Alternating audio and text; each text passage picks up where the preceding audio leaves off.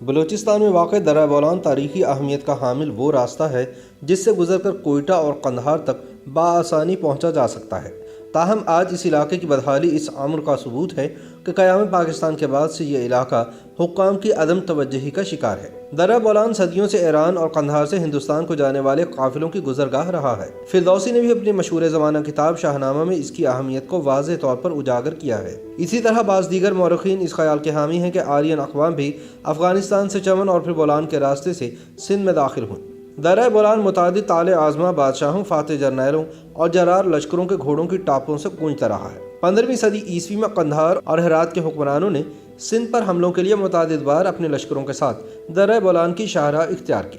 صدیوں سے سفر اور تجارت کے لیے استعمال ہونے والا درہ بولان اور اس سے ملحقہ ریلوے لائنز اگرچہ تاریخی اہمیت کی حامل رہی ہیں، مگر اس علاقے کی بدحالی اس امر کا بیان ثبوت ہے کہ قیام پاکستان کے بعد سے علاقے عدم توجہی کا شکار ہے۔ بلوچستان کی تاریخ مرتب کرنے والے مورخ اسیر شہوانی لکھتے ہیں کہ بلوچستان کے باسیوں نے جب 18ویں صدی کے اواخر میں پہلی دفعہ ریل کے انجن کی آواز سنی تو وہ انجن کی حرکت کو سمجھنے سے قاصر تھے۔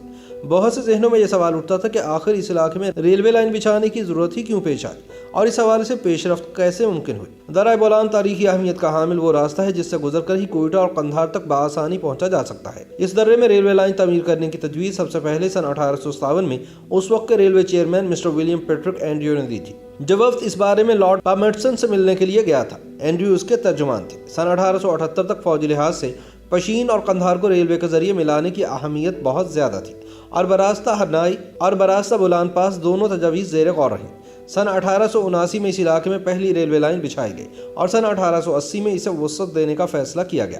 چونکہ درہ بولان اونچے نیچے پرخم پہاڑی راستوں سے گزرتا ہے، لہٰذا اطراف کے علاقے صرف ہلکی ٹریفک کے لیے ہی مناسب سمجھے گئے، مگر بعد ازاں اس علاقے میں شدید طوفانی بارشوں اور پہاڑی تودے گرنے کے باعث پرانی ریلوے لائن تقریباً معدوم ہو گئی اور نئے سرے سے براستہ ہرنائی نئی ریلوے لائن بچھانے کا فیصلہ کیا گیا، کیونکہ یہ راستہ بھاری ٹریفک کے لیے بھی موزوں تھا۔ تقریباً 4 سال کے عرصے میں یہ نئی ریلوے لائن مکمل ہوئی اور سن 1887 میں پہلی ٹرین بولان کے اس راستے سے گزری جسے آج تک سفر اور تجارت کے لیے استعمال کیا جاتا ہے۔ یہاں راستے بنانے کے لیے بلند اور سنگلاخ چٹانوں کو چیرا گیا۔ تقریباً 9 مقامات پر یہ ریلوے لائن درہ بولان کو عبور کرتی ہے۔ اس دوران کثرت سے آنے والی طویل سرنگیں ٹرین کے سفر کا لطف دوبالا کر دیتی ہیں، اور قابل ذکر بات یہ ہے کہ ان میں ہر سرنگ تاریخی اہمیت کی حامل ہے۔ انہی میں سے ایک پنیر سرنگ ہے۔ یہ درہ بولان کے اطراف طویل ریلوے لائن میں واقع 25 سرنگوں میں طویل ترین سرنگ ہے۔ ٹرین معمول کی رفتار کے ساتھ اس میں سے گزرتے ہوئے تقریباً 3 منٹ لیتی ہے۔ یہ پنیر ریلوے اسٹیشن سے 1 میل کے فاصلے پر واقع ہے۔ اس کی لمبائی 2.4 کلومیٹر ہے۔ پنیر سے آگے مچھ تک کئی چھوٹی چھوٹی سرنگیں واقع ہیں جن کی تعمیر دیکھنے کا لائق ہے۔ اسی طرح ایک اور سرنگ ونڈی کارنر سرنگ کہلاتی ہے۔ ونڈی کارنر انگریزی زبان کا لفظ ہے جس کے معنی تنگ جگہ کے ہیں۔ چونکہ پنیر سے آگے درہ بولان کا راستہ کافی تنگ ہو جاتا ہے، لہذا سرنگ بنانے والے برطانوی انجینئرز نے اس کے نام ونڈی کارنر رکھا تھا۔ یہ دزان ریلوے اسٹیشن کے ساتھ واقع ہے اور تقریباً 127 میٹر لمبی ہے۔ اس کے بعد آنے والی سرنگ کیسکیٹ سرنگ کہلاتی ہے جو 165 میٹر طویل ہے۔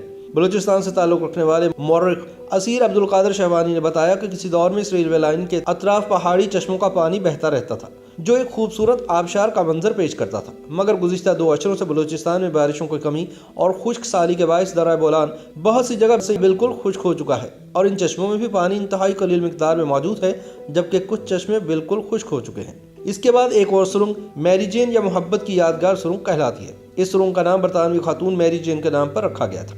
تاریخی حوالے کے مطابق میری جین 18ویں صدی کے اواخر میں بولان ریلوے لائن کے منصوبے پر کام کرنے والے برطانوی انجینئر اگلیگن کی شریک حیات تھیں، جو اس دور میں شوہر کی محبت میں برطانیہ کی پرسکون زندگی چھوڑ کر بلوچستان جیسے غیر آباد اور پسماندہ علاقے میں آ بسیں اور اکثر فیلڈ پر بھی شوہر کے ساتھ موجود ہوتی تھی۔ پتھریلی چٹانوں میں سرنگ کی تعمیر کا راستہ بنانے کے لیے بلاسٹنگ کی جاتی تھی۔